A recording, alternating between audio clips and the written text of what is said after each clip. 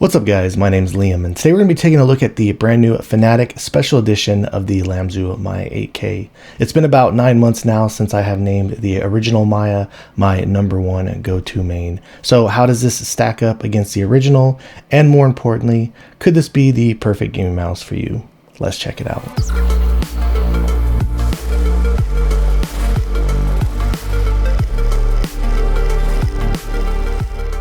And before we get started, I did want to let you know that this was sent out to me. However, everything you're going to be hearing in this video is going to be my own words and my own opinions. Included inside the box, you get the same good old premium unboxing experience.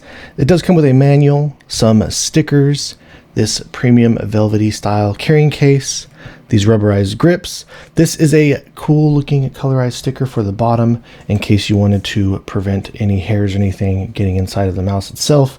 An extra set of skates.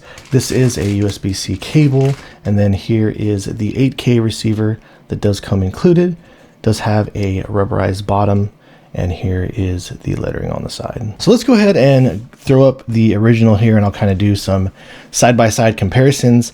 Coming over here on the bottom, it does look like there was some changes made to the actual cutouts in the PCB itself. Try and kind of show that there closer so you can see the internals. But aside from that, not too much has changed over here on the bottom. It's still featuring the same skate design. I actually do like having these skates over here on the side. I do feel like it does give the mouse a little bit more stability and it doesn't sink in as much up here in the front, considering the fact that it's using the corner skate design. But one of the other changes, and I'm not sure if this is going to be on all Lamzu mice moving forward, but this copy does actually come with different skates. I actually was a really big fan of the skates that originally were coming on the Lamzu mice, but the one thing that is for sure is they seem to be a little bit slower than some of the aftermarket offerings out there. And I do want to say there is a noticeable difference. I've been going back and forth and testing both of these out. These skates do feel a little bit quicker, but they still give you that really solid, smooth gliding experience. So I am a big fan of these new skates. The coating on this brand new Fnatic edition, I'm not sure if I've just used this original copy to death or not, but the coating doesn't feel as grippy as on this new Fnatic edition, so I'm not sure if that has something to do with the change in the colorway, the mixture, anything like that, but the coating on here does feel fantastic. The integrity on this thing, the fact that they use the PCB to align with the walls of the mouse itself, the feeling of this really does just feel bulletproof to me. You don't get any type of like bending at all. Just the overall build and feeling of this in general is what has easily put this at the top of my list for a gaming mouse. And another difference that they actually did make was the switches. Now I'm a huge fan of the Huano Blue Shell Pink Dots, and they did add the Omron opticals in here. And I do want to say that they are lighter than the Huano Blue Shell Pink Dots. In fact, when I first got this out of the box, I did have some times where I was just resting my hand on it and I was accidentally clicking the right click. I was able to get used to it, and now that I have been using this a lot and playing with these Omron opticals, I must say that I kind of do prefer them now over the Huano Blue Shell Pink Dots. And the implementation on this really is just fantastic. You get a nice, solid, lightweight click no matter where you click it from. The pre and post travel on here is excellent. Even in the front, you don't get a whole lot of play there. You can still push down and make contact with the shell, but the side-to-side play there's basically none.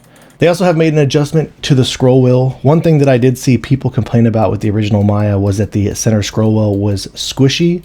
It didn't really bother me. I didn't mind it very much, but apparently some people did. The scroll does still feel really good. You get these lightly defined steps, and just a tad here on the stiffer end for the center click, but nothing too bad. Another thing that I also love about these Lamzu mice is I always feel like the side buttons feel pretty much spot on to me.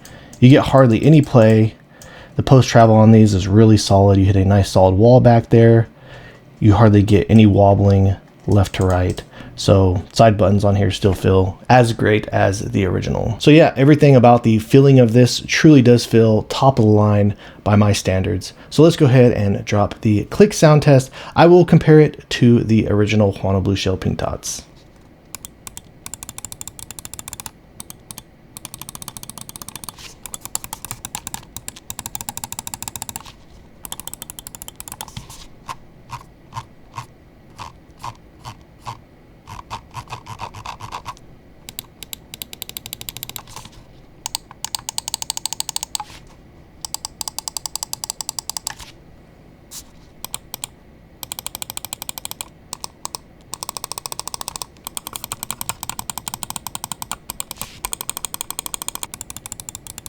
So let's see if there are any differences. I mean, this does have these 2 additional skates on here where the original doesn't, with the change in the PCB. So my original copy, untouched, sitting at 45.3 grams. This is still the exact same as when I originally got it out of the box. For this one, looks like it's sitting about 45.5 grams. So really similar still in the weight. I've already gone over this software several times, but just to show you guys really quickly, in this first page, I do recommend dropping the debounce setting down to 0 milliseconds to get the lowest click debounce setting possible. Again, you might want to adjust this up by 1 millisecond at a time if you do experience any double clicking, though it should not be an issue with these Omron opticals. On this next page allows you to adjust the DPI and polling rate, and I always recommend coming over here to the settings option to enable the long distance mode to give you the most stable signal possible. And as I've already touched on in previous videos, this new 8K firmware, I have been beta testing this before it even got released. You do notice an improvement across all polling rates compared to when using the 4K dongle. So at the 1K, 2K, and the 4K performance, there's an improvement, and then the 8K performance on this has been feeling fantastic and top tier. All right, guys, so that about wraps things up on the Fnatic special edition of the Lamzu My 8K. I'm not going to go over the shape because I've already gone over it several times, and I will do another shape analysis on this when I do get my hands on the My X. I do apologize, I have not received my copy of that in the mail yet. As soon as I do get that, I promise to bring you guys a review as soon as possible. Again, just to show you guys my grip style on this, I do kind of prefer to grip it up here at the front of the mouse, and just everything about the shape of this. Look, I can sit here and talk to you guys about all these great mice that are out there on the market, because reality is that there's so many fantastic options out there. I can't even name names because there are so many. I will try and drop a tier list very soon of just my absolute top favorite mice out there. But at the end of the day, for me personally, the size of this, the shape of this, the way this works with my grip style, just the overall feeling of it, yeah, this is still my #1 mouse that is out there on the market. This always stays on my desk. I really do appreciate the fact that I was able to get a new updated version, even though I still really do love the original. It's nice to see that they have made just minor improvements all around on this thing. And to me, this is without question one of the best feeling mice that you can use. And like I said, the shape just really works out perfectly for me. So if you guys have any additional questions or feel like I left anything out, please let me know down in the comments below. If you've enjoyed watching this video and are interested in seeing more videos like this in the future, please drop this video a like and subscribe to my channel. And thank you guys so much for watching. I look forward to seeing you in the next one.